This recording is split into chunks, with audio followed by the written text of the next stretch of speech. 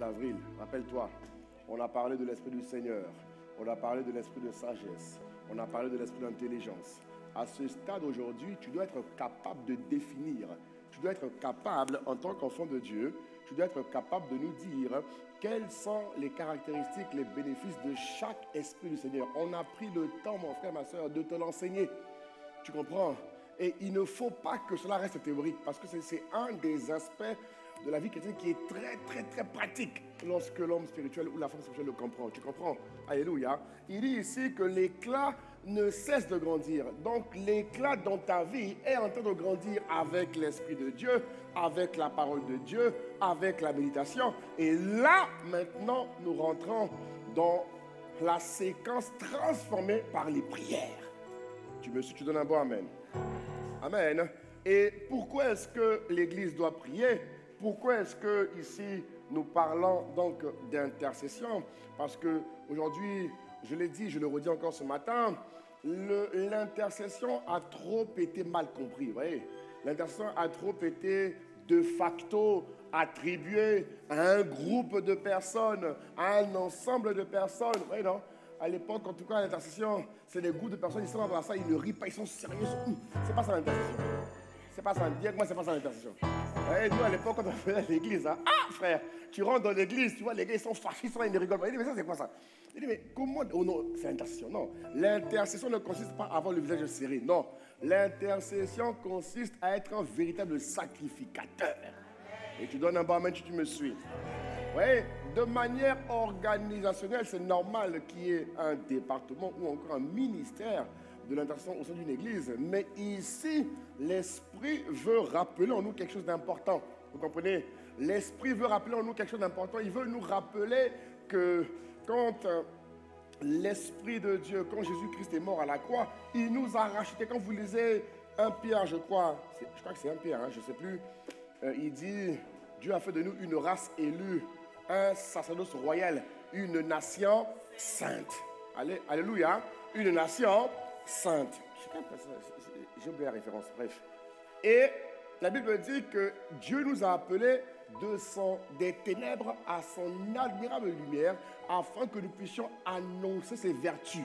Tu comprends? Et dans Apocalypse 5, verset 9, il dit que Dieu a fait de nous des rois et des sacrificateurs. Ça veut dire quoi, mon frère, ma soeur? Ça veut dire que tout juste, tout enfant de Dieu, femme, homme, jeune, quel que soit ton âge, ton sexe, ta face, ta race. Bon, nous sommes tous de la race de Christ, tu dis amen. Voilà. Donc, quel que soit ce que tu es, mon frère, ma soeur, toi et moi, nous devons être connus pour être des rois et des sacrificateurs. On a beaucoup mentionné l'Église sur la notion, sur la dynamique, sur l'importance d'être roi, dans le sens d'influencer, dans le sens de régner, dans le sens, comment dire, d'affecter positivement. Tu vois, ça c'est très très important. L'Église a été beaucoup mentionnée là-dessus, mais aujourd'hui, mon frère, ma soeur, alors que nous sommes dans la phase des derniers jours, l'Église doit vraiment être équilibrée. Elle doit avoir la dynamique de la royauté, mais aussi la dynamique de la sacrificature. Alléluia. Ça veut dire quoi? Ça veut dire que tout enfant de Dieu doit être connu, mon frère, ma soeur, comme étant un homme de prière, comme étant une femme de prière. Alléluia. La prière n'est pas reléguée qu'aux hommes. Tu dis amen. La prière n'est pas reléguée qu'aux femmes. Non. Tout enfant de Dieu, frère, doit être un homme et une femme de prière. Tu me suis, hein? Tout le monde. C'est-à-dire que même si à l'église, tu ne sers pas à l'intercession, dans ta vie de tous les jours, frère, il faut que le ciel, il faut que la terre, il faut que sous la terre, frère, ils reconnaissent que toi, tu es un homme de prière. Toi, tu es une femme de prière. Parce que tu ne peux pas exercer le royaume ou encore la royauté sans être un homme de prière. C'est impossible. C'est impossible. Les amis, on doit vous dire la vérité. Tu ne peux pas accomplir... Mais frère, quel destin tu vas accomplir si tu ne pries pas? Hein? Ami, quel destin tu vas accomplir si tu ne pries pas? Non, répondez-moi. Quelle destinée tu vas accomplir si tu n'es pas un homme de prière? Et si tu ne laisses pas l'esprit t'emmener coudé par coudé, niveau par niveau, parce que la vie est faite de temps et de circonstances. Donc l'homme avance étape par étape. Mais mon ami, durant les étapes par lesquelles Dieu te conduit, il y a un niveau de prière. Tu me suis? Il y a une vie de prière et une dynamique de prière que tu dois avoir.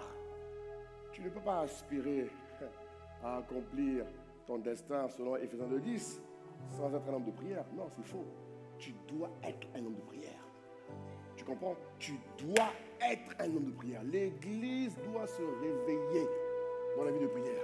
Voilà pourquoi je dis toujours à tous ceux qui servent, les stars, je leur dis, les amis, le premier endroit, la première plateforme avant de servir à la musique, chez les chantres, à la Sainte Seine, au protocole, quoi encore, à l'accueil, dans ce que tu sais, mon frère, ma soeur, le premier endroit où on doit te connaître, c'est la prière.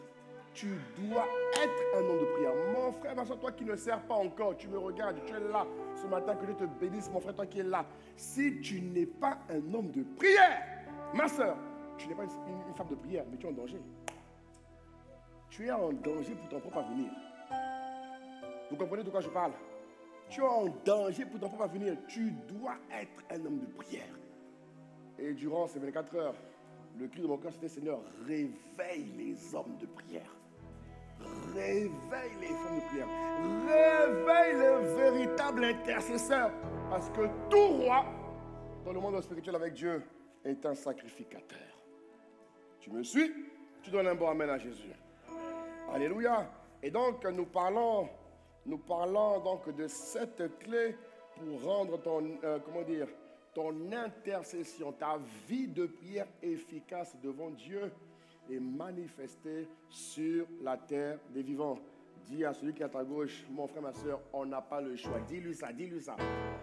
Nous devons être des hommes, c'est un homme, tu dis homme, c'est femme, tu dis femme. Nous devons être des hommes et des femmes de prière.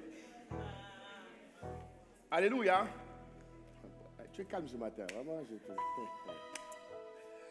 C'est-à-dire qu'il y a des frères et des sœurs qui sont endormis dans la prière. Les amis, on doit se réveiller. On doit se réveiller. Il est une chose de venir à l'église, de participer à un temps de prière qui est conduit par le conducteur ou encore par le pasteur, où tu réponds Amen de toutes tes forces.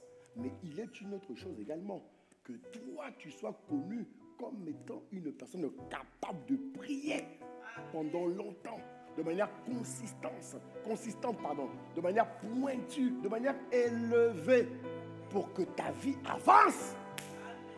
Tu me suis ou pas? Alléluia. Il faut que tu pries. Dis avec moi, il faut que tu pries. Il faut que tu pries. Ok? Alors, donc nous parlons donc de plusieurs points. On a parlé dimanche dernier de la connaissance de la parole de Dieu, qui est très importante, n'est-ce pas, pour rendre ton intercession efficace. On a parlé de prendre appui sur les prophéties et sur les paroles prophétiques qui sont données par les pasteurs ou par celui ou celle qui conduit un temps de prière. On a parlé également de connaître, les témoignages, l'importance des témoignages. C'est très très important dans ton argumentation avec le Seigneur. Alléluia. On a vu dans le livre de Romains 2:11, j'aimerais revenir là-dessus. Romains 2:11, la Bible dit que Dieu ne fait pas de favoritisme. Mon frère, ma soeur, Dieu ne fait pas de favoritisme. Ça veut dire que toi et moi, nous pouvons être tous des hommes et des femmes de prière. Alléluia, des hommes et des femmes de prière. Regardez un simple exemple. Regardez. Un simple exemple. Regardez. Même quand tu es père de famille, la Bible dit que les pères, Proverbe 17, je crois, il dit, les pères sont la couronne de leurs fils. Qui connaît ce passage? Les pères sont la couronne de leurs fils. Ça veut dire que même en tant que père de famille, pour que ton enfant, ta fille, ton fils puisse avancer étape par étape, mon ami, pour qu'il puisse réussir, parce que réussir, ce n'est pas que naturellement. Hein. Ce n'est pas parce que l'enfant travaille bien à l'école qu'il va bien. Hein, les parents? L'enfant peut bien travailler à l'école, mais il souffre, il est malade. La Bible dit, je souhaite que tu prospères à tous égards, comme prospère l'état de ton intérieur. Donc l'enfant peut t'emmener les belles notes à la maison pour te rendre fier comme un bon papa, mais l'ami, l'intérieur, il souffre. Amen. Et la Bible dit que les pères sont la couronne de leur fils. Ça veut dire quoi? Ça veut dire que le père, la mère doivent être capables d'accompagner leur enfant durant toutes ces étapes de croissance. Il y a un rythme de prière que les parents doivent avoir pour leur enfant. Vous le savez ou pas? Il y a un rythme de prière que les parents, c'est-à-dire que la manière dont tu pries pour ton enfant entre 0 et 6 n'a rien à voir avec la manière dont tu pries pour lui lorsqu'il y aura 6 et 12. Quand il passe de 12 à 18, il y a un autre moyen de prier. Quand il est de 18 à 24, là il rentre, tu comprends, dans la phase où il devient détenteur avec l'esprit de son destin. C'est-à-dire que la manière de prier, de même que la manière d'éduquer naturellement change, la manière de prier change. Bon, si tu n'es pas un homme de prière, frère, à quoi vont ressembler tes enfants? Est-ce que vous comprenez de quoi je parle? Et c'est un aspect que les parents négligent beaucoup. Oui, oui. Ils croient que parce que leur femme prie, parce que leur mari prie, c'est bon. Non, mon frère, ma soeur, vous deux, vous avez des prières à fournir. Donne-moi un bon amen, donne-moi un bon amen, donne-moi un bon amen. Mais regarde, Samuel a failli rater sa mission. Pourquoi? Il a été séduit par ce qui frappait aux yeux. Lorsqu'il devait reconnaître le roi d'Israël, parce qu'il a vu le frère de David, grand, géant, costaud, il a dit, ah, lui là, il ferait la fête pour être un bon roi d'Israël. Dieu a dit, non, ne regarde pas ce qui frappe aux yeux. Mais c'est comme toi, mon frère, ne te contente pas des bonnes notes de ton enfant. C'est un leurre. C'est une séduction. Ne te contente pas. Mon frère, ma soeur, ton enfant doit être en bonne santé. Émotionnellement, spirituellement et physiquement. Ce n'est pas que le physique. Il faut que les trois niveaux suivent. Donne-moi un bon amen. Donne-moi un bon amen. Et pour ça, il faut que tu sois un sacrificateur. Ah oui, parce que Dieu te demandera des comptes. Tu as été un père sur la terre, une mère. Dieu va te demander des comptes sur la terre. Je t'ai donné tant d'enfants. Regarde ce que les enfants sont devenus. Qu'est-ce que tu as fait? Tu es allé à l'église. Tu es allé là, dans les groupes. Tu as fait quoi pour tes enfants? Comment as-tu prié? Est-ce que tu te retires? As-tu des moments de retraite? Si tu comprends. As-tu des moments de retraite où tu te retires pour prier pour tes enfants? Pour prier pour ta famille? Prier pour qu'ils accomplissent le destin. Parce qu'il y a une grande différence entre le destin naturel et le destin divin. Mais le destin divin, on ne rentre pas comme ça. Non. On ne rentre pas parce qu'on chante. Non. Frère, pour rentrer dans le destin, mais il faut fournir des prières. Tu comprends? Et si tu vois que je raconte des histoires, regarde comment Jésus a fait lui-même. Inspire-toi de Jésus que nous suivons. Regarde comment Jésus a dû prier. Regarde comment Jésus a dû agoniser dans la prière. Rien que pour accomplir son mandat. Bon, si Jésus a fait ça, imagine-nous. Tu me suis, mon frère, ma soeur? Donc, je prie vraiment que tu comprennes, en toute humilité, que là, il s'agit d'un sujet qui est très majeur. L'ennemi endort beaucoup de gens dans l'église. Beaucoup viennent à l'église. Ils participent même aux campagnes de prière, mais ils ne prient pas. Oh, je vous dis la vérité. C'est-à-dire qu'ils ne prient pas, ils viennent et ils crient Amen, mais ils ne prient pas. Alors que Dieu t'appelle à être un homme de prière. Est-ce que ça va ce matin? Bon, tu es un peu fâché, mais ce n'est pas grave. Je suis né pour te dire la vérité. Je dois m'acquitter de ma tâche qui consiste à te dire la vérité. Alors deviens l'homme de prière et la femme de prière que Dieu veut que tu sois au nom de Jésus-Christ. Donne un bon amen et je continue. Donne encore amen, donne encore amen, donne encore amen, donne encore amen. Merci Seigneur. Alors, quatrième clé qui consiste à développer sa vie de prière, qui consiste à faire des toits. Ah oui, merci, vous avez mis, voilà, très bien. Merci pour le passage. Regardez, vous voyez, Luc 22, 24, étant en agonie, il priait plus instamment. Ça, ma soeur, il faut le méditer. Hein. Va méditer ça à la maison, d'accord? Mon frère, il faut méditer ça. Tu vas comprendre de quoi je te parle. Ok? Ok? Alors, nous parlons aujourd'hui de la quatrième clé qui sont les supplications. Amen. La quatrième clé qui consiste à, développer ta vie de prière, ta vie d'intercession, c'est la supplication. Ça fait déjà plusieurs moments qu'on en parle en ce moment à l'église. Cela a été enseigné par nos pères, que Dieu bénisse leur vie. Le pasteur Yvon et le pasteur Yves, ils en ont parlé plusieurs fois. Et je vais juste revenir un tout petit peu sur ce qu'ils ont dit afin que cela s'enracine vraiment en nous. Parce que je répète, mon frère, tu dois être, tu dois être un homme de prière. Tu dois être un homme de prière. Frère, la manière dont je priais il y a 5 ans, 3 ans, n'a rien à voir avec la manière dont je prie aujourd'hui. Ma vie de prière a triplé. Pas parce que je suis pasteur, non! Il y a des pasteurs qui ne prient pas. Il y a des pasteurs qui ne prient pas. Ils vous délivrent un bon message, mais ils ne prient pas. Ils n'ont pas de vie de prière. Ah, Seigneur. Pour ma propre vie, parce que moi, je suis marié, je suis père d'enfant. Vous comprenez ou pas? Vous comprenez? Et mon premier objectif, comme tout père, c'est mon foyer. La Bible me dit que celui qui ne prend pas soin des siens, de son foyer, de sa maison, est pire qu'un infidèle. C'est fort, hein?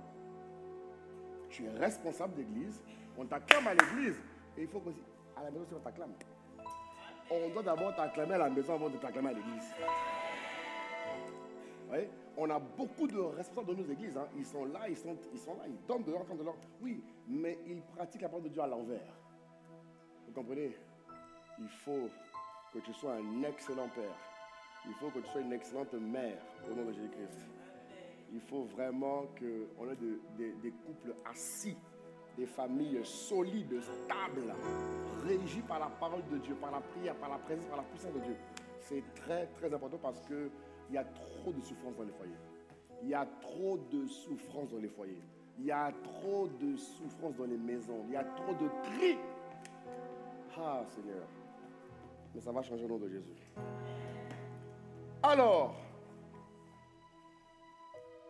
la prière faite avec argumentation s'appelle aussi supplication. Bien aimé, pour rappel, la supplication est le fondement de l'intercession.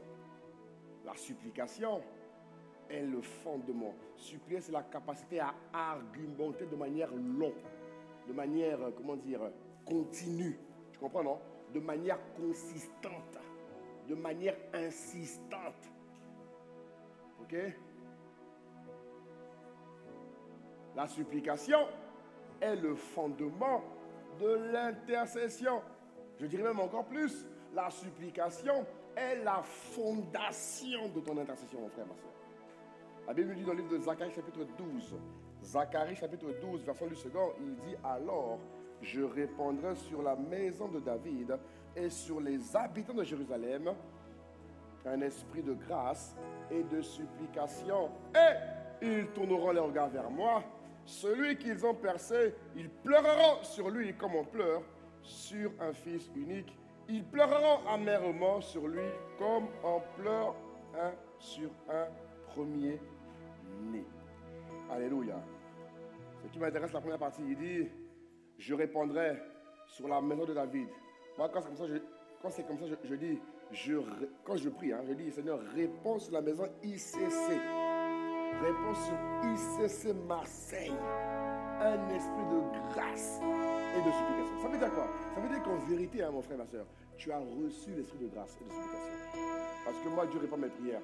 Maintenant, c'est à toi de l'activer. Je parle de toi, amen. C'est à toi d'activer la grâce et la supplication dans la prière. Tu comprends? Il faut que Dieu te change dans les prières. Il faut... La manière dont tu priais hier n'est plus valable aujourd'hui. Excusez-moi le terme. Bon, c'est peut-être fort, hein? Mais c'est vrai. C'est très vrai. C'est très, très vrai. C'est très, très, très vrai. C'est très vrai. C'est très vrai. Je vous assure. Je vous assure. Psaume 6, verset 10, il dit « L'Éternel exauce mes supplications. » Alléluia. « L'Éternel exauce mes supplications et il accueille ma prière. » Vous voyez? Il dit « L'Éternel exauce mes supplications et il accueille ma prière.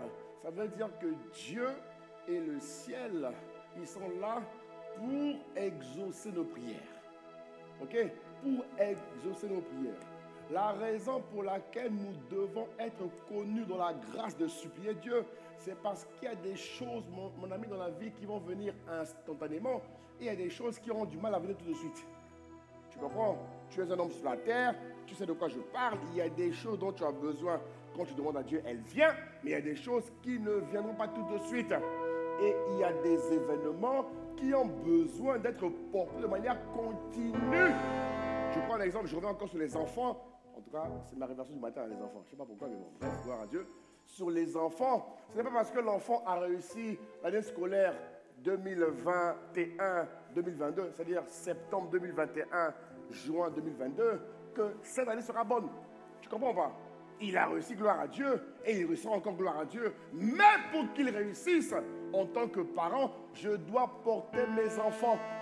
Tu comprends pas? Je dois porter mes enfants.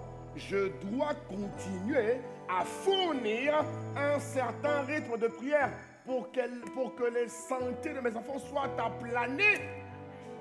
Est-ce que tu comprends? Je vous répète une chose, bien-aimé. La réussite, comment dire, le quotient intellectuel ne détermine pas la réussite de quelqu'un. C'est le quotient émotionnel. C'est le quotient émotionnel. Je peux avoir mon bac en tant qu'enfant, mais je ne sais pas où je vais. Je ne connais pas l'orientation.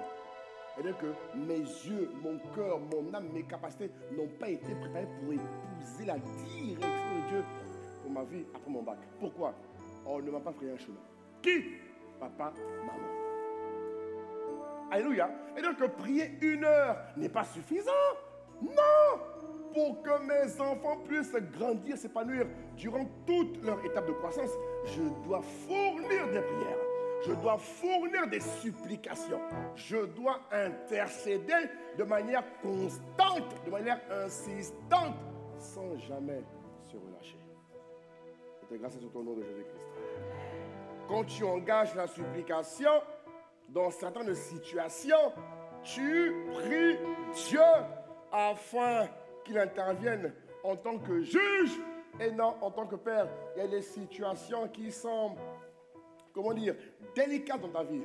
Il y a des choses que tu espères, que tu aspires à voir, que tu ne vois pas encore dans ta vie. Des choses qui tardent, qui sont minées par des esprits mauvais, qui sont minées par des principautés sataniques, qui sont minées, mon frère, ma soeur, par des dominations maléfiques et qui ont besoin de dégager après un engagement soutenu dans ta vie de prière. Dieu veut que son peuple engage la supplication afin que sa justice et sa fidélité parlent en faveur des saints. Parce que la Bible dit que Dieu juge avec sagesse et équité. Tu me donnes un bon amen et je continue. Pourquoi est-ce qu'il faut supplier? Regardons, prenons un premier cas pratique dans le livre de Luc, chapitre 18. Luc, chapitre 18, et je prends à partir du verset 1, la version Louis II. Elle me convient. Regardons ce qu'il dit. Regarde ce qu'il dit. Jésus leur adressa une parabole pour montrer qu'il faut toujours prier et ne point se relâcher. Arrête-toi là. Ah, mon frère, mon frère. Ah, Jésus. Regarde ce que Dieu dit ici. Jésus adresse une parabole. Elle dit que Jésus prend le temps. Si Jésus prend le temps, c'est que c'est important. Hein, ma soeur? Mon frère, tu me suis ou pas? Donne-moi un bon amen, mon frère. Qu'un homme me donne un bon amen. Il dit ici qu'il veut montrer, il veut illuminer ton esprit. Tu comprends? Il veut asseoir en toi une conscience infaillible. Dans le fait que, mon ami, dans la vie, quels que soient les temps, les circonstances et les saisons, il faut toujours prier et ne point se relâcher. Alors, comment font les autres qui se relâchent? Pourquoi est-ce que ceux qui prient se relâchent? Pourquoi? Parce que Jésus ici prend le temps de montrer qu'il y a un moyen, il y a une manière de faire qui te rend capable de prier et de ne jamais te relâcher. sur toi, vraiment. Que cette grâce vienne sur toi, vraiment. Rien que ça, c'est un mot de prière. Ça, là. C'est un mot de prière. Ça, c'est un mot de prière. Mes frères et mes sœurs, détrompez-vous. Je ne prie pas parce que je suis pasteur. Non! Pasteur André n'est pas un homme de prière parce qu'il est pasteur. Non! Erreur! C'est parce qu'il cherche à obéir à Dieu. Parce qu'il veut accomplir la volonté de Dieu. Parce que lui aussi, demain, il aimerait être au ciel. D'ailleurs, je le sais au nom de Jésus-Christ. Tu comprends de quoi je parle? Ça là, tous les dimanches soirs, demandez à mon épouse, elle est là. Avec les enfants, quand on prie, demandez. Je dis, Seigneur, cette semaine-là, que l'agenda de prière que tu m'as réservé soit pratiqué. Parce que je reconnais que dans la vie, rien n'est évident. Je ne suis pas sûr. Hein. Rien ne me garantit que la semaine prochaine, je vais prier. Qui te garantit ça? Qui te garantit? Cette semaine, j'ai eu 12 heures de prière. 12 heures. Dieu m'a fait la grâce de prier pendant 12 heures cette semaine. Mais qu'est-ce qui me garantit que cette semaine, je vais prier? Rien! Est-ce que vous comprenez? Il peut se passer un événement qui te décourage. Il peut se passer une chose qui vient, mon ami, qui te dépompe, te dégonfle en plein élan. Rien n'est évident, frère. Alors, comme je reconnais que rien n'est évident, humblement, le dimanche soir, frère, je mets ça. Je dis, Seigneur, accorde-nous la grâce de respecter cette semaine l'agenda de prière. Je reconnais que prier pour moi, c'est une vitalité. C'est vital pour moi. Ne pas prier, c'est comme un homme qui ne boit pas d'eau. Un homme qui ne prie pas, c'est comme un homme naturel qui ne boit pas d'eau. Regarde à quoi ressemblent des êtres humains qui ne boivent pas d'eau. Regarde à quoi ils ressemblent. Qui ne boivent aucune boisson. Ils sont secs. Regarde à quoi ils ressemblent. Regarde! C'est pareil. C'est pareil. Et Satan veut que les chrétiens soient comme ça. Parce que quand les chrétiens sont comme ça, il est libre de faire ce qu'il veut. Il est libre de saccager ta famille. Famille, Satan ne t'aimera jamais. Il ne t'aimera jamais. Tu comprends? Et ici, Jésus nous montre qu'il y a un moyen. Dis avec moi, il y a un moyen. Non, mon frère, il faut que je t'encourage. Il y a un moyen de toujours prier. Et de ne pas se relâcher. Vous comprenez? Donc, avant même d'encourager celui dont tu sais qu'il ne prie pas, sache une chose, qu'il y a un moyen de toujours prier, de ne pas se relâcher. Ok? Jésus sait que chaque année, chaque semaine, il nous arrive des choses. Il le sait. Voilà pourquoi dans sa préscience, il a mis dans la parole cette parabole pour nous permettre de prier et de ne pas se relâcher. Alors là où tu vas élever la voix. Là où tu vas élever la voix, tu vas fermer les yeux quelques secondes seulement. Quelques secondes. Quelques secondes. Tu vas, mon ami, quelques secondes. Tu vas demander à Dieu, mon frère, ma soeur, la grâce. La grâce. Si Jésus a dit qu'il faut toujours prier et ne pas se relâcher, c'est qu'il y a un moyen qui existe, mon frère. Parce que Dieu veut te réveiller. Nous sommes dans la phase où Dieu va réveiller les intercesseurs à Marseille. Dieu va réveiller les hommes de prière. Dieu va réveiller les femmes de prière. Dieu va faire de nous des catalyseurs dans la prière. Alors, sur la mention de sa parole, tu vas élever la voix, tu vas dire, Seigneur, je t'en supplie, tu connais ma situation, tu connais ma vie. Seigneur, et ce matin, tu présentes une parole à mes yeux. Père, je viens devant toi tel que je suis. Je demande la grâce de toujours prier et de ne point se relâcher. Toujours prier et ne point se relâcher. Toujours prier et ne point se relâcher. Toujours prier et ne point se relâcher. Que cette grâce vienne sur moi. Que cette grâce vienne sur moi. Qu'elle vienne sur moi. Que cette grâce me localise. Qu'elle ne me contourne pas. Qu'elle ne m'échappe pas. Mais que la grâce de toujours prier et de ne point se relâcher, qu'elle vienne sur moi, qu'elle change ma vie, qu'elle modifie mon emploi du temps, qu'elle redéfinisse mes priorités, que ce réma change ma vie, que ce réma façonne ma vie. Que ce réma me permette de marcher en nouveauté de vie. Que la grâce, Abba Père, de toujours prier et de ne point se relâcher soit accordée à l'église de Marseille, à l'église de Montpellier, à l'église de Sud de France. Nous te supplions au nom puissant de Jésus le Christ. Nous t'avons prié avec action de grâce. Donne un bon amen. Donne un bon amen, donne un bon amen, donne un bon amen. Tu peux acclamer le Seigneur.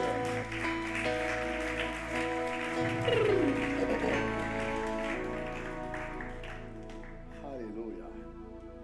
Alors, que dit ce passage? Verset 2.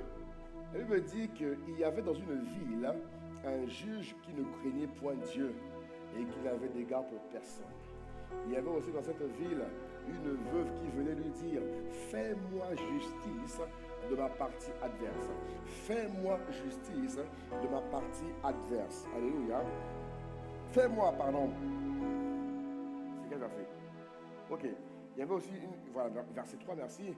Il y avait aussi, pardon, dans cette ville, une veuve qui venait lui dire: fais-moi justice de ma partie adverse. Verset 4. Pendant longtemps, il refusa. Oui. Pendant longtemps, il refusa. Ça veut dire qu'il y a des situations qui ne vont pas capituler à l'instant. Tu me suis? Tu me suis? Il y a des situations qui ne vont pas capituler à l'instant. Jésus le dit déjà. Verset 4. Mais ensuite, il dit en lui-même: quoique je ne craigne point Dieu et que je n'ai d'égard pour personne, néanmoins, parce que cette veuve m'importune. Mon ami, supplier Dieu, c'est importuner Satan. Je ne dis pas amen. Supplier Dieu, engager la supplication, exercer la supplication, vient importuner Satan, l'ennemi, les démons, l'enfer, sur une situation où ils se sont assis. La supplication consiste à venir dégager Satan, importuner Satan, nuit et jour, à chaque instant, sur une dite situation qui te concerne. Alléluia. Alléluia. Et il dit: néanmoins, parce que c'est cette veuve m'importune, je lui ferai justice afin qu'elle ne vienne pas sans cesse me rompre la tête. La supplication ici nous montre que c'est également un moyen. C'est-à-dire que pendant que tu exerces la supplication, il y a comme une capacité invisible qui rentre en toi et qui te rend capable de prier sans cesse. Jésus a dit: veillez et priez sans cesse. Mystérieusement, quand tu engages la supplication, quand tu supplies Dieu pour un sujet, quand tu supplies Dieu pour un sujet, pour un problème, nous prions pour Marseille. Seigneur, il faut que tu changes Marseille. Il faut que tu délivres Marseille. Il faut que tu révèles le nouveau visage de Marseille. Pendant que tu pries constamment pour Marseille, Dieu agira par sa grâce en faveur de Marseille. Mais pendant que tu le fais, Dieu également produit en toi, mon frère. Il produit en toi une capacité, te rendant capable de savoir prier sans cesse. Ça veut dire quoi? De savoir prier de manière infatigable. Prier de manière infatigable. Je dis souvent: Seigneur, de même que tu as fait du cœur un muscle infatigable, rends-moi capable de prier de manière infatigable, de manière infaillible. C'est comme ça que moi je prie. Il dit: Seigneur, rends-moi capable. Tu as fait du cœur un muscle infatigable, comme le définit la science. Accorde-moi la grâce. Oh, je t'en supplie, d'être un homme qui prie de manière infatigable. L'apôtre Paul l'a fait. Il a dit, je pense à l'église de Thessalonique, je crois. Il dit: nuit et jour, nous prions de manière infatigable, afin que l'Esprit nous fasse un chemin pour venir compléter ce qui vous manque. Oh Seigneur, c'est des grâces sur toi, mon frère. Ah, et bien sur toi. Alléluia. Et sur toi également, ma soeur. Donc, qu'est-ce qu'il dit ensuite au verset 6? Il dit, le Seigneur ajouta, entendez ce que dit le juge unique. Au verset 7, il dit, et Dieu ne fera-t-il pas justice à ses élus qui crient à lui, qui crient à lui. Tu vois ce qu'il dit ici? Jour et... Tu peux le dire? Jour et... Dis-le encore. Dis-le encore. Dis-le encore. 24 heures. Jour et... Tu vois? Et tardera-t-il à leur égard? Tu vois, ce passage est au verset 8, la première partie du verset 8, juste la première partie. Juste la première partie du verset 8. Vas-y, mets le 8 s'il te plaît. Il dit, je vous le dis, il le fera promptement justice. Amen. Reviens au 7 s'il te plaît. Il le fera promptement justice. Alléluia. Donc, bien aimé, ce passage ici montre que la supplication est une capacité importante. C'est un instrument que les justes doivent utiliser à bon escient. Un instrument que les justes doivent utiliser tout le temps. Le sacrificateur est un supplicateur. Tu comprends, mon frère, ma soeur? Le sacrificateur est quelqu'un qui sait tout le temps engager la supplication. La Bible nous dit dans le livre de Ésaïe chapitre 1, au verset 18, il dit, venons, je prends version semeur s'il vous plaît pour la régie, il dit, venez et discutons ensemble.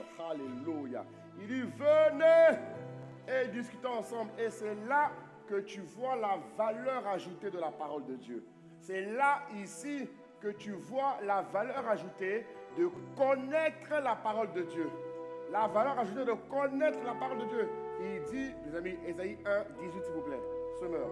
Il dit, venez et discutons ensemble, dit l'Éternel. Si vos péchés sont rouges comme de l'écarlate, ils deviendront aussi blancs que la neige.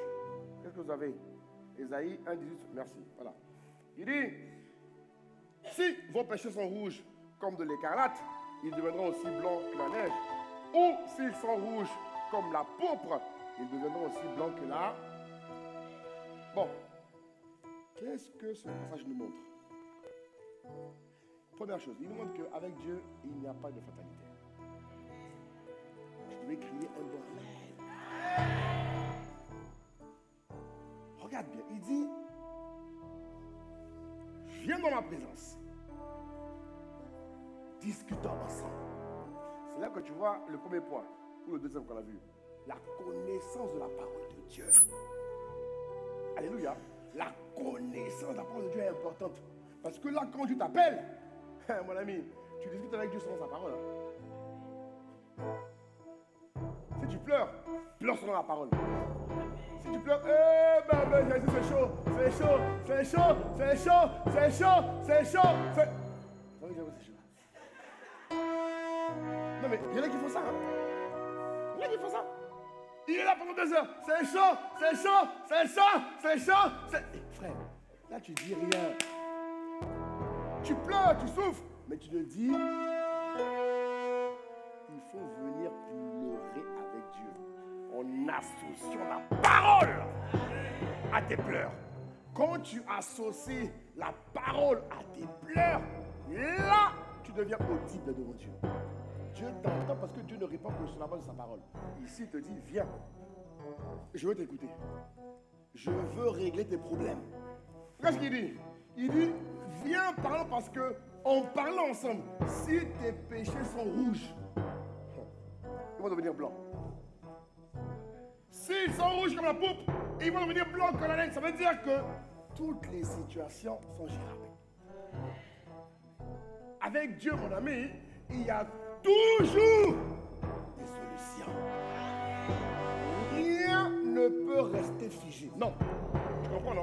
Il n'y a pas de fatalité, quel que soit le problème, quel que soit le défi. Mon ami, il faut que tu stockes. Comme dit souvent ma femme, à chaque problème, une parole. C'est toujours ça, mon épouse. Dis qu'Alain, à chaque problème, une parole. Tu comprends, non? Et ce une parole peut être la combinaison de plusieurs passages bibliques. Tu comprends? Que tu dois mettre ensemble et envoyer. Le problème, c'est que parfois, lorsque l'homme n'obtient pas justice, il se fatigue. Non, non, c'est une erreur. Tu ne dois pas... Jésus a dit, priez et demandez à Dieu jusqu'à ce que votre joie soit parfaite. Si ta joie n'est pas parfaite, tu n'arrêtes pas. Tu comprends? Dieu dit ici que ce qui est rouge peut devenir blanc. Tu comprends de quoi je parle? Ce qui est rouge peut devenir blanc. Et ça révèle le niveau de sacrificature, le niveau de prière que tu as, mon frère, ma soeur. Tu vois, ça ici, ce n'est pas ta dimension de roi qui peut faire ça. Non, non. Même que tu vas décréter, et tu décrètes à base de la parole, tu décrètes à base d'un rima. Tu comprends de quoi je parle ou pas? C'est-à-dire que tu vas décréter. Moi, je sais que c'est une situation donnée, je dois mitrer la parole pendant un moment. Je le sais. Il y a des choses qui ne partiront pas comme ça. Il y a des choses qui vont prendre du temps pour partir. Il y a des libérations que tu vas expérimenter selon un temps. Mais ne raccourcis pas le temps par ta négligence. N'allonge pas, je voulais dire, le temps par ta négligence. N'allonge pas le temps par ton découragement. Non, non, non. On a vu que Dieu est capable de nous oindre pour prier et ne pas se relâcher. Alors, mon frère, ma soeur, il faut, parce que je sais que tu as des situations, il faut que cette semaine, tu fasses le point avec toutes les situations qui ne sont pas encore réglées. Tu m'entends? Donne-moi un bon amen, excuse-moi. Excusez-moi, vraiment. Comprenez? Prends le temps de faire le point avec toutes tes situations qui ne sont pas encore réglées. Mon ami, assieds-toi. Novembre, là, c'est bon pour toi. Si Dieu t'a dit qu'il y a des choses qui doivent changer pour 2022 et que ce n'est pas encore le cas, ça veut dire que tu n'as pas prié comme il fallait. Ça veut dire que tu n'as pas mis en place la stratégie de prière que l'Esprit t'inspire. Est-ce que tu comprends de quoi je parle? Le juste a été sauvé pour être libre. Tu comprends? Le juste a été sauvé pour être libre. Un juste qui n'est pas libre, ce n'est pas normal. Vous comprenez? Et même avant que je puisse, tu vois, alors, expérimenter cette réelle liberté-là, je le suis déjà. C'est-à-dire que je le suis déjà. Oui, je le suis déjà parce que je suis né de nouveau. Et étant né de nouveau, ça m'emmène déjà à vivre une vie de liberté. Maintenant, étant conscient que je suis libre, je me conditionne à travers la parole et la supplication pour emmener ce domaine de ma vie-là à vivre la liberté. Je n'attends pas que physiquement je sois libre. Non. Dans la foi, par la parole et par le sang, je suis déjà libre. Est-ce que vous comprenez? Je ne prie pas comme quelqu'un qui n'est pas libre. Non, je prie comme quelqu'un qui est libre. Rappelez-vous qu'on a vu, je pense, il y a 2 ou 3 semaines, non, dans les prérequis, on a parlé de la foi. Parce que la foi est importante. La foi te permet de te positionner comme Dieu a dit que tu es. Donc ne va jamais prier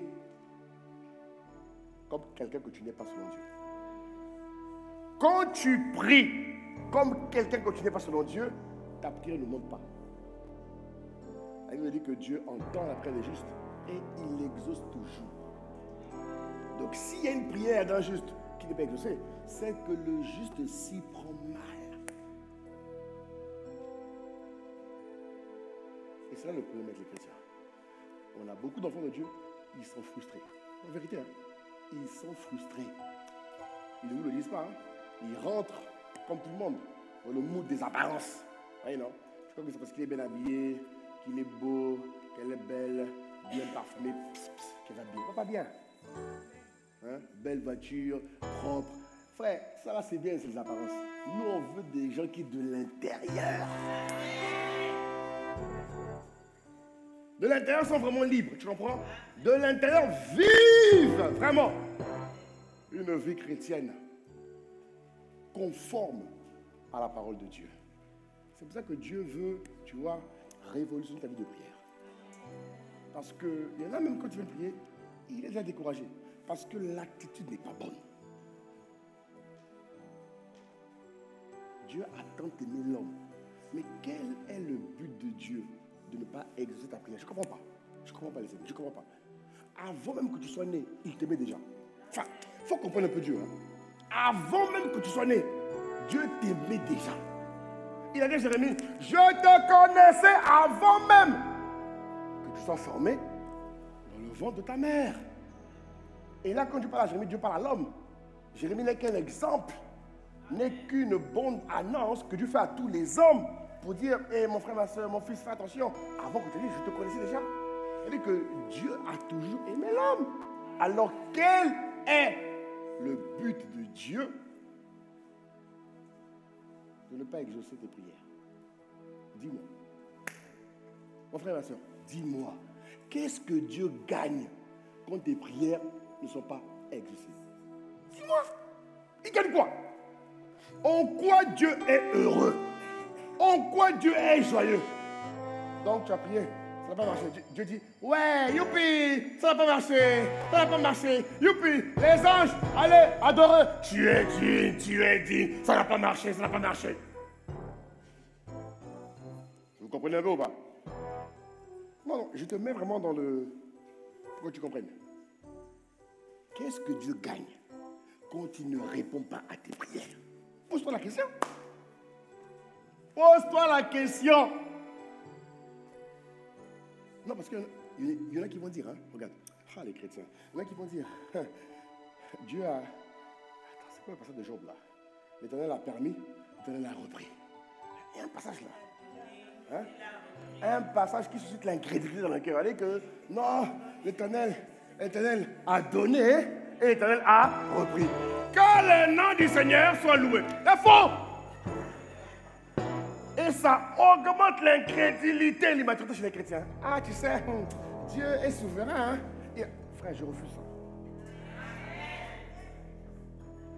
Frère, je refuse ça. Mon Dieu a dit qu'il exauce la prière des justes. Si Dieu ne répond pas à un souhait de prière, soit tu as mal prié, soit tu ne comprends pas sa volonté. Quel est son but? Si ce que tu demandes est de Dieu, si ce que tu demandes est de Dieu, pourquoi la refuser? Sa gloire est en jeu. Sa louange est en jeu. Son témoignage est en jeu. Pourquoi? Pourquoi? Mais réponds-moi, pourquoi?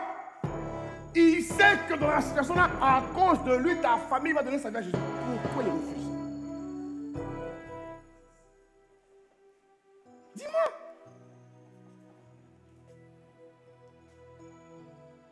Ils deviendront blancs comme de la laine. Regarde ce qu'il dit au verset 19. Il dit, si vous vous décidez à m'obéir, si vous vous décidez à m'obéir, à prier comme je vous le recommande, frère, avec Dieu, il n'y a pas de situation figée. Arrêtez ça. Parce que c'est ça qui fait croire aux hommes de la terre que Satan est plus fort que Dieu. Et vous allez voir, hein, aujourd'hui là, on rentre dans cette saison, vous allez voir, d'ici quelques temps, il y a des gens qui vont dire, d'ailleurs, ils le disent déjà, mais ça va un peu s'amplifier. Pourquoi? À cause des chrétiens qui sont incrédules, qui sont mal enseignés. Ils vont faire croire aux hommes que Satan est plus fort que Dieu. Vous allez voir. Ils vont faire quoi? Mais gloire soit rendue à Dieu de ce que Dieu aussi va encore augmenter le niveau d'impact de l'Église pour anéantir Satan. Tu vois, il dit si vous décidez à m'obéir. Ah mon frère, ma soeur, écoute-moi. Il dit si vous décidez à m'obéir, hein, vous mangerez les meilleurs produits du pays. Ah! Vous mangerez les meilleurs produits du pays. Alors Dieu gagne quoi, bon sang? Quand tu ne t'exauces pas. Hein, mon frère? Gagne quoi? C'est juste ta manière qui va changer. Il faut que tu décides d'obéir au protocole de prière que Dieu recommande. Là, quand tu parles, ah, bah, je ne prie plus. Ok. Dieu t'a dit de ne plus prier. Non, je pose la question. Ah, pasteur, moi, pour ça, je ne prie plus. Là. Vraiment, pasteur, j'ai tout dit. Je suis fatigué. Ok. Dieu t'a dit. Non, non, il faut que Dieu te dise. Dis avec moi, il faut que Dieu te dise. Tu comprends? Il faut que Dieu te le dise. Parce que si Dieu ne t'a pas dit, c'est toi qui le dis. Tu comprends pas? Et quand tu le fais, la nature a horreur du vide. Quand tu le fais parce qu'il faut faire, quelqu'un d'autre va le faire à ta place. Les gens qui m'ont dit à l'époque que Dieu leur a dit de ne plus faire, Dieu leur a montré comment rendre grâce tous les jours. Parce que Dieu ne laisse jamais de vide. Dieu ne laisse jamais de vide. Dieu ne laisse même pas un iota à Satan. Jamais. Lis ta Bible. Lorsque Dieu leur a demandé d'arrêter de prier, c'était arrête de prier en intercession. Arrête de prier en décret. Arrête de prier en combat spirituel. Prie maintenant en action de grâce. Prie maintenant pour que la paix surabonde. La paix de Dieu gardera vos cœurs et vos pensées en Christ Jésus. Rends grâce. Et là, il te montre comment rendre grâce. Il te mène à parcourir les Écritures, à récolter plusieurs passages qui te montrent comment rendre grâce de manière particulière pour tel sujet. Parce que la manière dont je rends grâce à Dieu pour la vie n'a rien à voir avec la manière dont je rends grâce à Dieu, pour mon travail. C'est pas pareil. Tu comprends? C'est pas pareil. Parce que la vie et le travail n'ont pas le même effet dans ta vie. Tu comprends? La vie, c'est la santé. Le travail, c'est le travail. Tu peux avoir un travail aujourd'hui et un autre demain. Est-ce que tu comprends de quoi je parle? C'est-à-dire que l'action de grâce est spécifique. En fonction des sujets, des situations qui sont devant toi. Alléluia. Mon frère, ma soeur, si nous nous décidons à prier comme Dieu le veut, il dit, vous mangerez les meilleurs produits du pays. Ça veut dire quoi? Mais quelqu'un qui mange les meilleurs produits du pays, ça veut tout dire. Ça veut tout dire. Ça veut dire que tes prières vont toujours te mener à être la tête et à être un exemple palpable, une démonstration authentique de la fidélité de Dieu.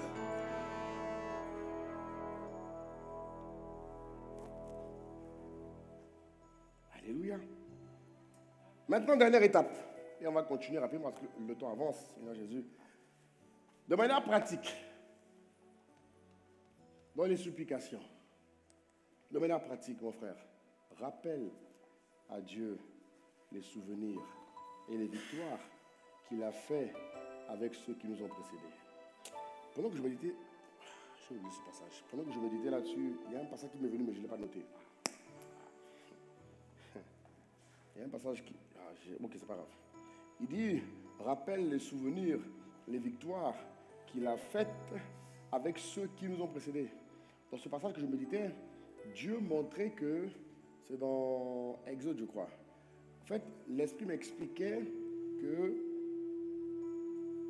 les victoires ou les promesses que Dieu a fait à un homme de Dieu mentionnées dans la parole ne sont pas que pour l'homme de Dieu. Non. C'est pour quiconque, tout enfant de Dieu, qui désire vivre ce que l'homme de Dieu a vécu. Je prends un exemple simple. Toutes les promesses que Dieu a fait à Abraham, par exemple, quand vous recensez dans la Bible, toutes les promesses que Dieu a fait à Abraham, tu seras le père d'une multitude, par exemple. Dieu dit, tu seras le père d'une multitude. Ton défi, c'est d'avoir la multitude. Même si Dieu ne t'a pas parlé, mais le fait que Dieu ait parlé à Abraham te concerne. Donc, la capacité à savoir t'approprier les promesses que Dieu a fait aux justes. Tu comprends? Parce qu'il y a des choses que Dieu va te dire à toi, et il y a des choses que Dieu a déjà dit aux autres hommes de Dieu qui t'ont précédé, qui te concernent. Donc, il est de, comment dire, il t'est recommandé, mon frère, ma soeur, de savoir lambano, tu vois, non? Saisir, attraper, prendre toutes les promesses que Dieu a faites à Abraham, Joseph, Jacob, David, toutes les promesses là. Si tu sens que tu es en harmonie, ou que Dieu t'appelle à devenir un David, ou que Dieu t'appelle à être un Abraham, ou que je ne sais pas, selon ce que tu t'appelles à être, il y a toujours quelqu'un qui t'a précédé.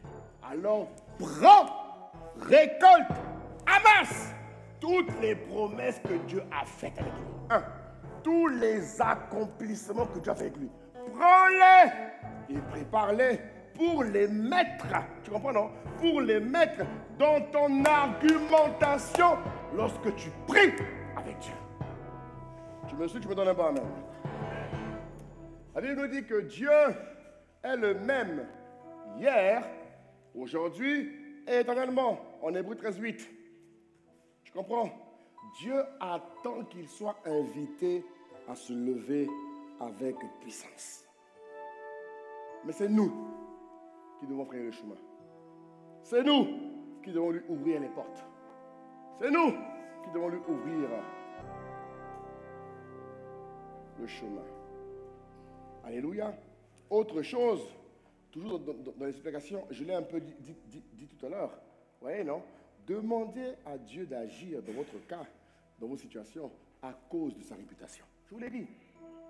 Ami, quand tu es injuste, frère, ta réussite est un enjeu pour Dieu. Il ne faut pas oublier ça. Quand tu es injuste, ami, ta réussite, ton succès sur la terre, ta victoire, l'intensité de ta lumière est un enjeu pour le ciel. Donc Dieu est engagé, frère. Alors quand tu pries pour des choses qui tardent, mon frère, ma soeur, engage dans les prières la réputation de Dieu. Engage le nom de Dieu afin que son nom soit glorifié dans la situation en question. Je t'assure, mon frère, vraiment, à l'issue de ce culte, tu ne t'arrêtes plus jamais.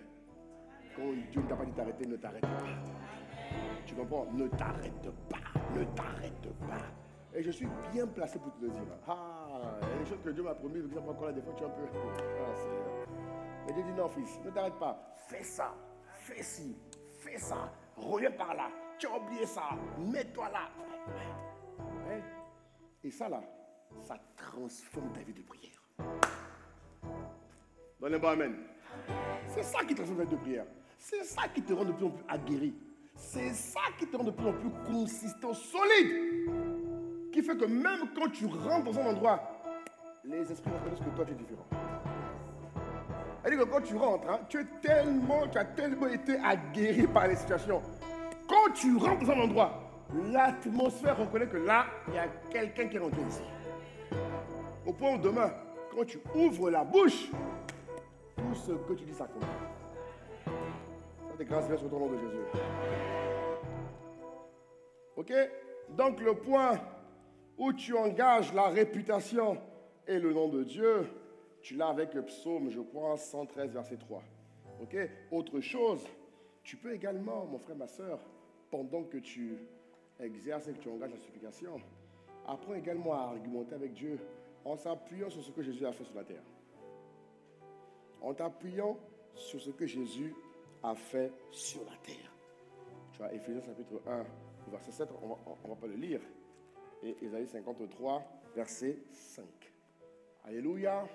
Voilà un peu, comment dire, ce que nous pouvons retenir en ce qui concerne la supplication. Est-ce que ça va? Dieu fait de toi un vrai supplicateur au nom de Jésus. Autre point. Oh mon Dieu Seigneur, vraiment. Oh là là. Miséricorde. Bon, on va s'arrêter là.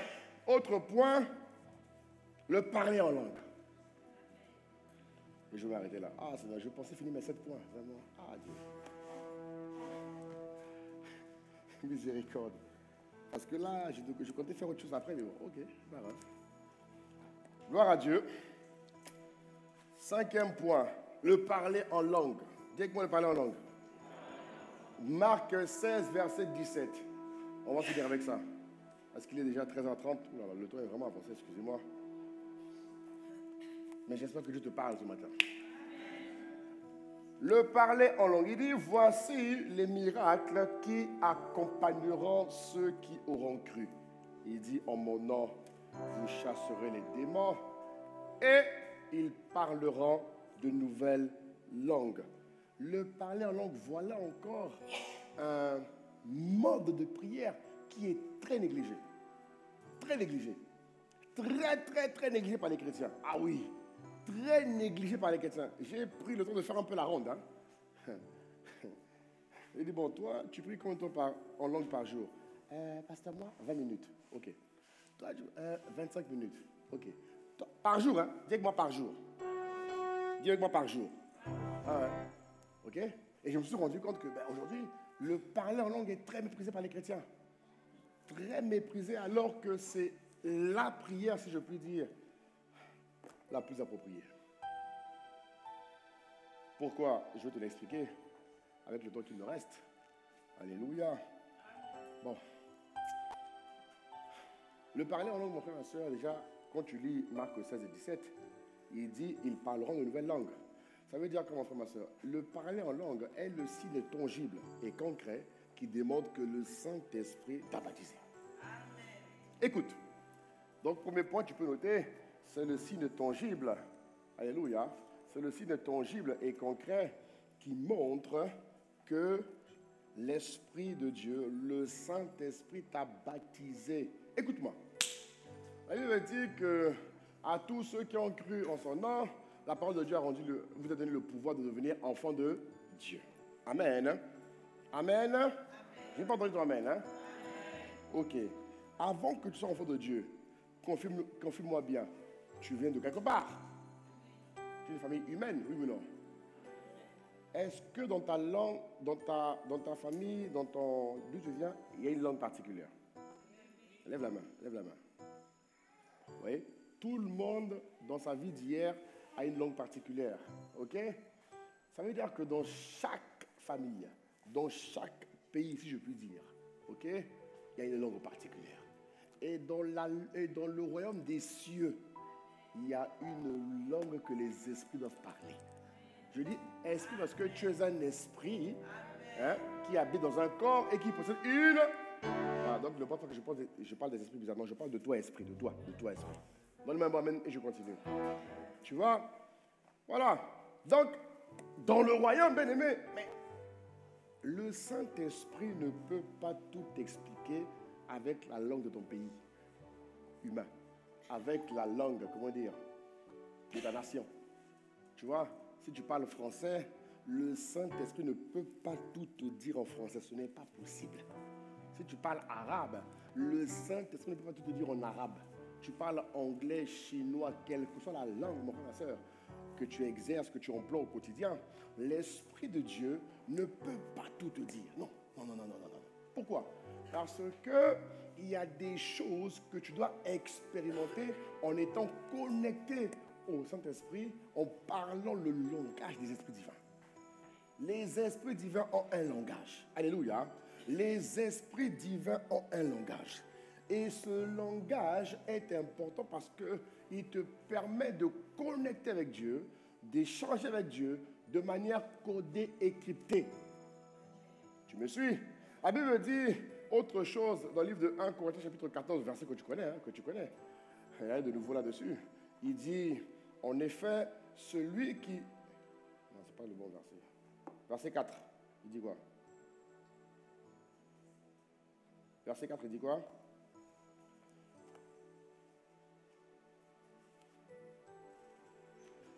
En effet, celui qui parle en langue ne parle pas aux hommes, mais à Dieu, car personne ne le comprend. C'est en esprit qui dit... Ok, reviens aux deux. Ok, reviens aux deux. C'est bon, reviens aux deux, excuse-moi. Le verset 1 dit quoi? Verset 1, s'il te plaît. Ok, très bien. Verset 2 alors. Non, regarde celui-là. Il dit... Non. Reviens là. Verset 1. Regarde ce qu'il dit. Il dit, Recherchez la charité, aspirez aussi aux dons spirituels, mais surtout à celui de la prophétie. Ok? Regarde bien. Regarde. Dieu, pour nous rendre capables d'accomplir notre mission sur la terre des vivants, mon frère, ma soeur, il nous donne des grâces, il nous donne des capacités, il nous donne des dons spirituels. Ok? Et les dons spirituels, tu l'as vu dans les formations PCNC, les dons spirituels sont des dons que l'Esprit te donne. Et étant né, tu es né avec des aptitudes qui font de toi quelqu'un d'unique. Ok? Mais par rapport au mandat, quand tu étais réconcilié avec Dieu, il demande à l'Esprit de te compléter des dons spirituels qui te permettront d'accomplir ta mission avec succès et réussite par sa grâce. Mais ces dons spirituels s'entretiennent par le parler en langue.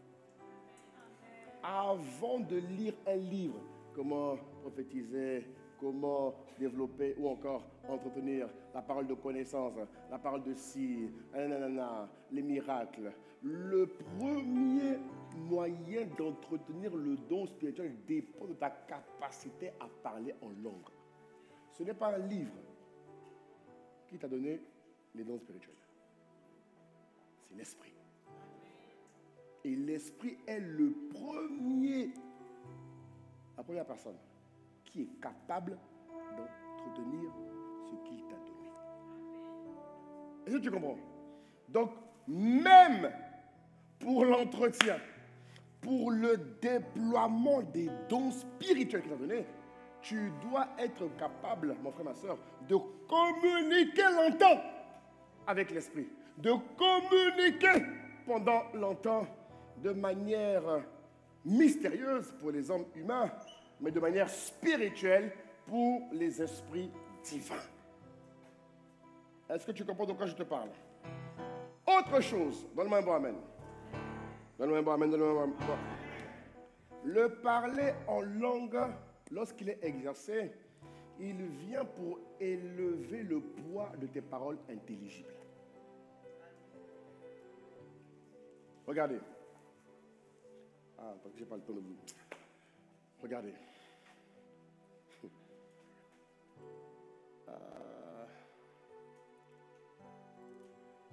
Dans la Bible, Jésus explique une situation où les disciples ont été confrontés à des démons qui n'ont pas pu chasser de manière intelligible.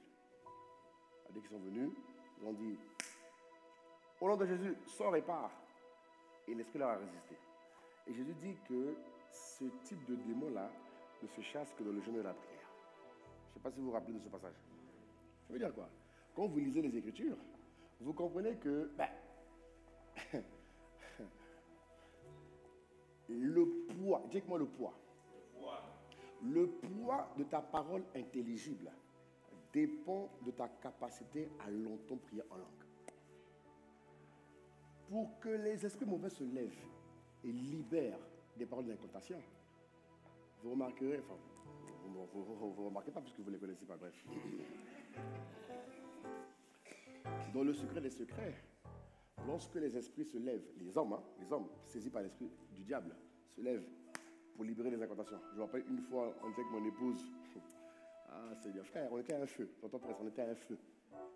Un diable, dans une personne, vient, il baisse sa vitrine, frère. Il se met à lancer des paroles d'incantation. Frère, comme ça. Et nous, on ne comprenait pas. Nous, on était là, on dit, mais qu'est-ce qu'il raconte? Et elle se me dit, ah, Seigneur, il ne nous connaît pas. Mon vitrine se connaît. Je ne le connais pas physiquement, vous comprenez? Il s'arrête à un feu. Il baisse sa vitrine, il se met à libérer des paroles. Il commence par un langage bizarre et après il libère les paroles. Et l'esprit nous interpelle, il dit, répondez aussi par des paroles. Est-ce que vous comprenez?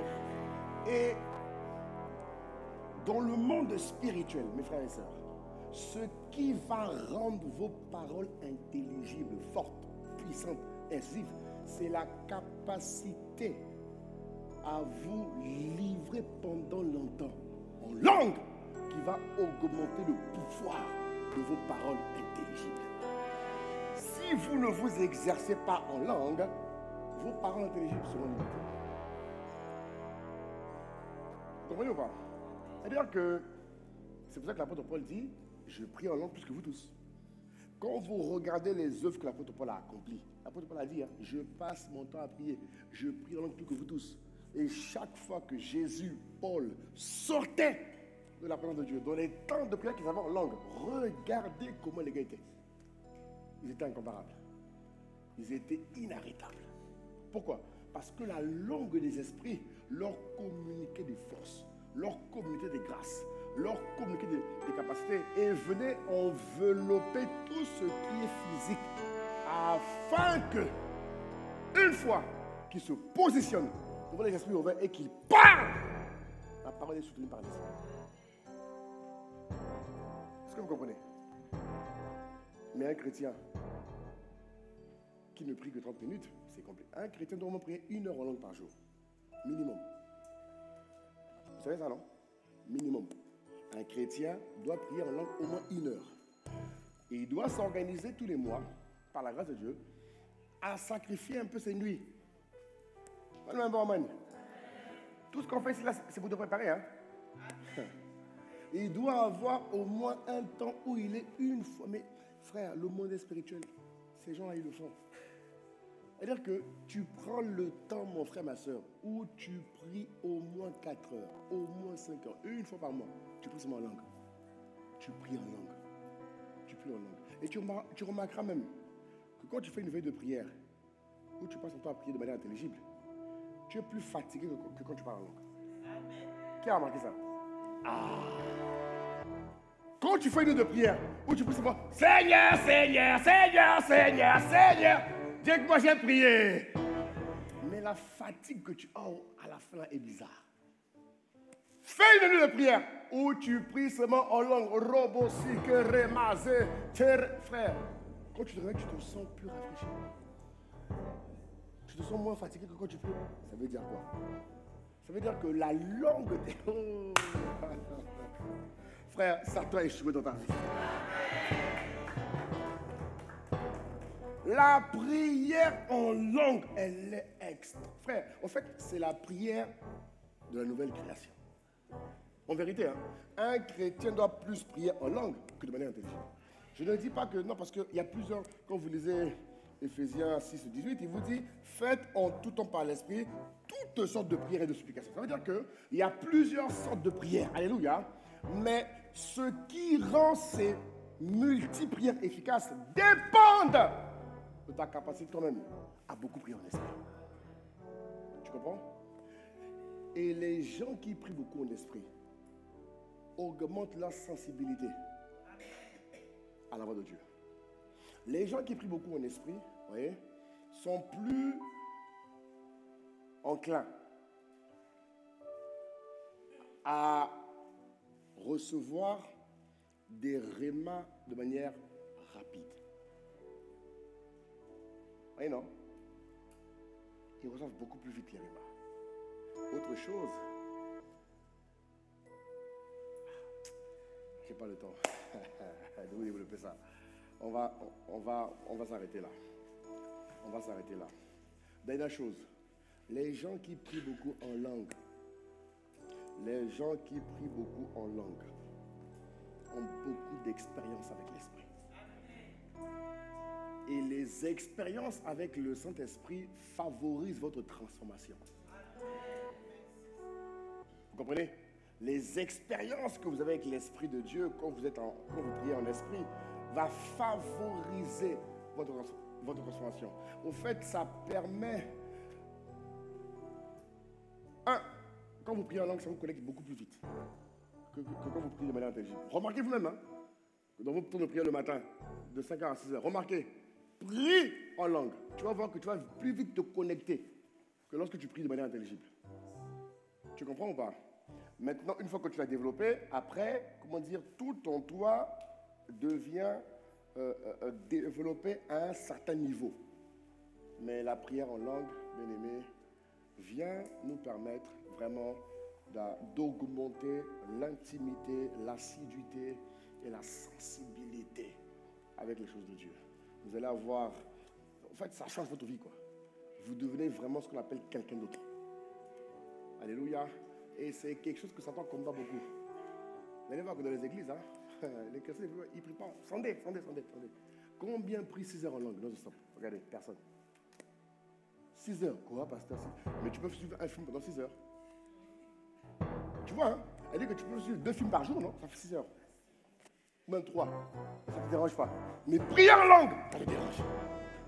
Comme si un film peut te sauver d'un démon. Hein? Comme si un film peut chasser un démon qui t'embête. Comme si un film produit en toi la présence de Dieu. Tu es capable de passer des heures et des heures dans les réseaux sociaux, mais prier en langue. Ce sont des entités spirituelles qui vous empêchent. Mes amis, sur la terre là, il y a des choses qui se passent qui sont très réelles. Les esprits maléfiques font un travail minutieux qui consiste à affaiblir les chrétiens. Et pour ne pas subir leur influence, il faut se cramponner à la parole. Il faut respecter le protocole de prière que Dieu adresse aux justes. Acclame le Seigneur, on va prier.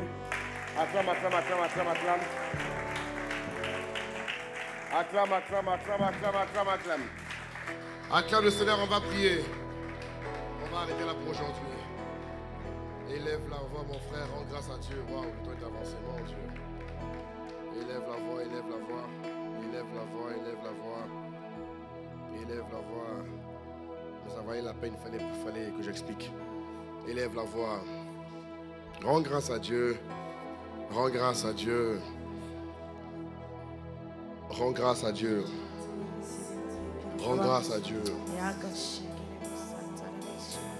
Rends grâce à Dieu, Père. Alléluia. Manto soro brosite baha. Maito zonto ya rabababosh. Kente seya rabrababa zite rebababos. Alléluia. Élève la voix, mon frère, ma soeur. Dis merci à Dieu. Dis merci au Seigneur. Père, nous te disons merci. Nous te rendons grâce. Nous te rendons grâce. Nous te rendons grâce. Nous te rendons grâce. Merci Jésus pour ce que tu es et pour ce que tu fais. Et nous te sommes infiniment reconnaissants. Oh Seigneur, merci de ce que ce matin, ce midi, tu nous interpelles sur l'importance, oh Seigneur, d'engager la supplication et de prier en langue, de prier en esprit.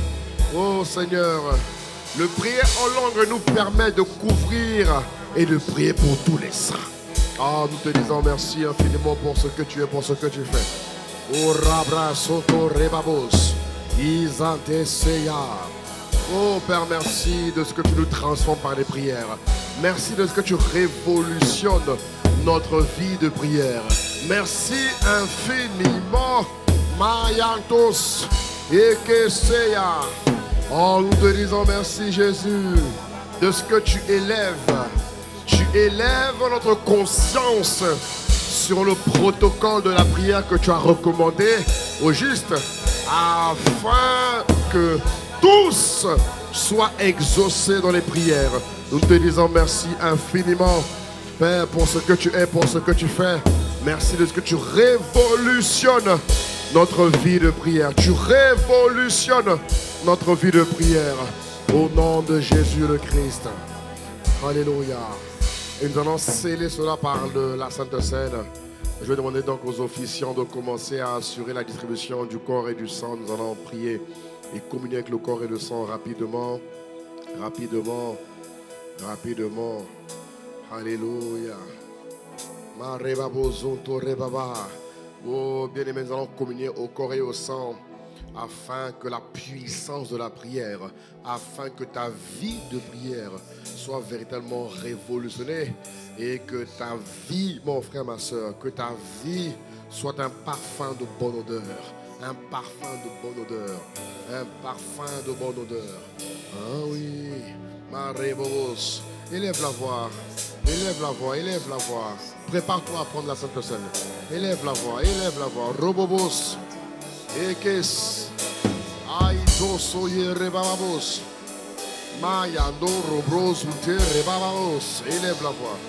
Élève la voix. Élève la voix. Élève la voix. Élève la voix. Élève la voix, élève la voix. Robobo zilte rebabos. Intaso yamaha. Élève la voix, élève la voix, élève la voix. Oh Seigneur, merci. Merci infiniment pour ce que tu es, pour ce que tu fais. Ah, nous te disons merci Jésus. Merci infiniment. Merci de ce que ce matin, oh Seigneur, alors que nous nous préparons pour la Sainte Seine, tu nous prépares à vivre une vie de puissance dans la prière. Une vie de puissance dans la prière. Une vie de puissance dans la prière. Une vie de puissance dans la prière. Une vie de puissance dans la prière. Il y a puissance dans le sang de Jésus. Il y a puissance dans le sang de Jésus. Il y a puissance. Ah oui. Dans le sang de Jésus. Il y a puissance. Il y a puissance dans le sang.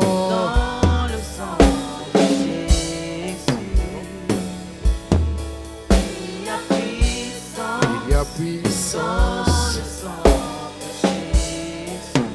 La Bible nous dit dans le livre de Jean, chapitre 6, il dit que celui qui mange ma chair et qui boit mon sang a la vie Zoé. Bien-aimé, en prenant ce matin le corps, il dit que celui qui mange mon corps vivra éternellement. Écoute-moi bien mon frère, je prie que ta vie de prière vive